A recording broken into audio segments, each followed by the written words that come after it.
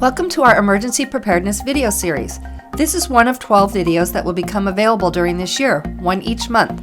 First, let us introduce ourselves. I'm Jennifer Ponce, Emergency Services Coordinator for the City of Morgan Hill. And I'm Randy Christensen, an instructor for Morgan Hill's Community Emergency Response Team. Being prepared for disasters and emergencies can seem like a big job. Many people don't know where to start, so they never start at all. Do One Thing is a 12-month program and has been adopted nationally by emergency services of many counties. The program makes it easy for you to prepare yourself, your family, and your community for emergencies or disasters. The goal of this presentation is to help those that you love have the capabilities to receive, understand, and act on information received in an emergency. Our objectives are threefold. Make sure that emergency procedures are in place at your workplace and the schools that your children attend. Help those people you love have the necessary emergency kits to survive a disaster. Lastly, know how others within your community will respond in a disaster. It is unknown when most disasters will happen. What would you do if you were away from your home? Do you know where to find a safe shelter? Do you know what the emergency procedures are for your children's school or at your place of work? Will your loved ones who depend upon you know what to do if you can't be reached? Know how to make sure you and your loved ones are safe in a disaster or emergency no matter where you are. Here are some items that you should understand about the emergency procedures at your child's school. Know how the school will respond to different emergencies like fires, earthquakes, bomb threats, and intruders. If available to you, review the school's emergency plan, including how they will reunite you with your child and how they will communicate with you. Understand how the responding agencies will be controlling the scene, or how or if you as a parent will have access during the situation. Understand what drills the students will be exposed to so you can properly answer any questions your child may have. Both you and your student should visit the college website and find out what the school's disaster plans and procedures are. Find out if the college has a phone number that the parents can call if there is an emergency. Make sure your student is registered with the campus emergency notification system. Have a discussion with your college student about the emergency procedures before they leave for school.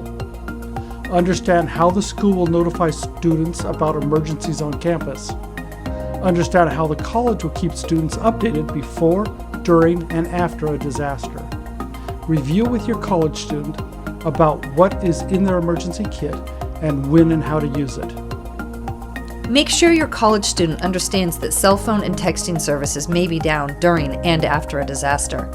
Decide upon an emergency contact that doesn't live near you or the college and make sure your college student has their contact information. Make the emergency contact aware that they have been selected and make sure your child knows to call that person if you can't be reached and that you'll be doing the same. Very important. Before your student leaves for college, talk to your insurance agent and find out if your policy covers your child's belongings while they are at college. Make sure that your student knows where to go in the event of a medical illness or injury and make sure that that facility takes your insurance. At your employment, ask your employer or manager about emergency plans for the building where you work. Understand the building evacuation routes and where your assembly area is so you can meet up with your manager. Maps with routes should be posted.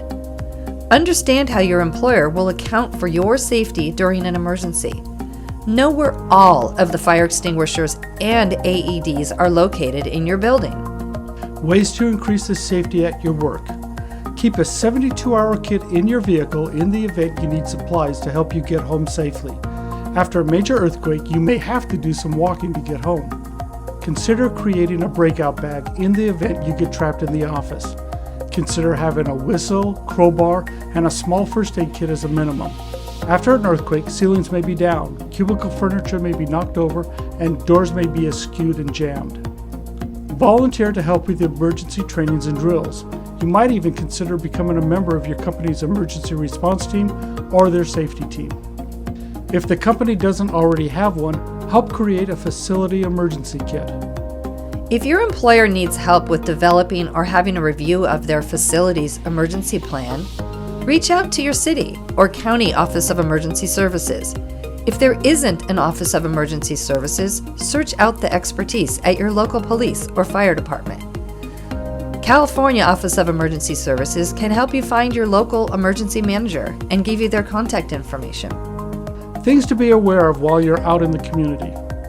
Every time you enter a building, think about your personal safety. This includes work, school, restaurants, sports centers, church, all buildings. Where's the quickest exit?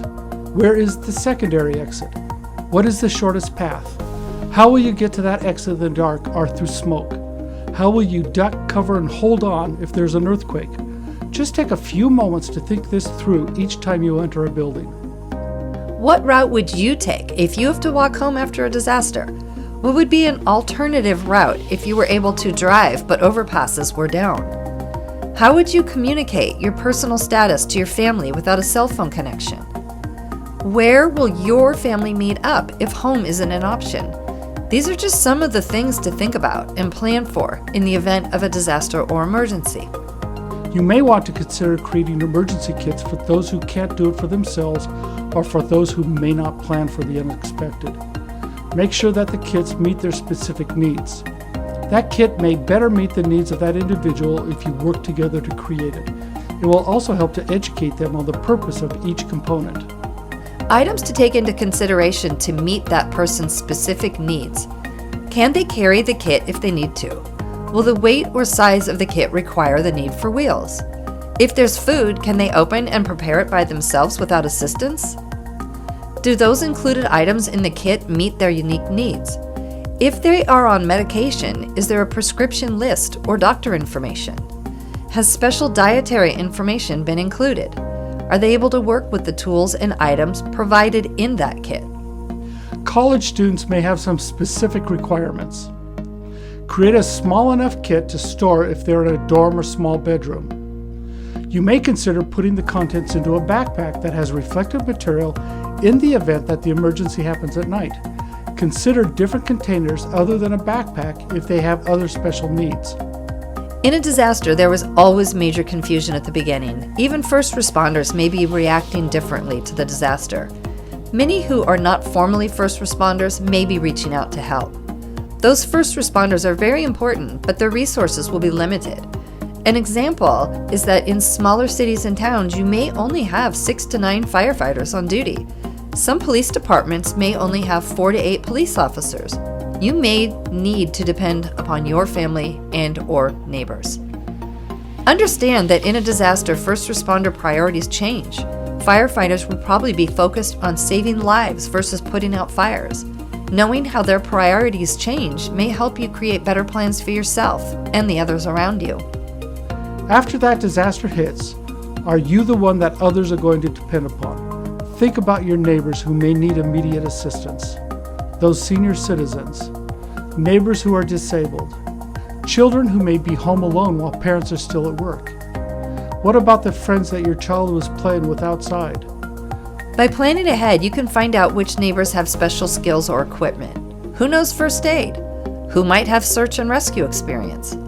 Who might have tools that could be of assistance? Ropes, ladders, jacks, a generator? Who might be a ham radio operator? Does anyone else have walkie-talkies? Who might be available to check on loved ones who don't reside within your home? Learn about the different volunteer organizations that can deal with emergencies within your community. The American Red Cross will most likely be dealing with shelters. The Salvation Army may be dealing with food service, emergency communications, and recovery efforts. The Community Emergency Response Team, or CERT, are volunteers trained in basic disaster response skills such as disaster medicine and light search and rescue. Auxiliary organizations that support police and fire departments. Voluntary organizations active in disaster, or VOAD, are a coalition of over 70 of the nation's most reputable faith-based, community-based, and other nonprofit organizations who work together in times of disaster. You may want to consider supporting or volunteering with one of these organizations. In review, we have discussed 3 areas where you can make the difference in people's lives, including yours. Make sure that emergency procedures are in place at your work and schools where family members attend. create emergency kits for those people who may be dependent upon you. Find out how the other members within your community will respond in a disaster. Thank you for your time. This concludes the presentation of Work, School, and Community.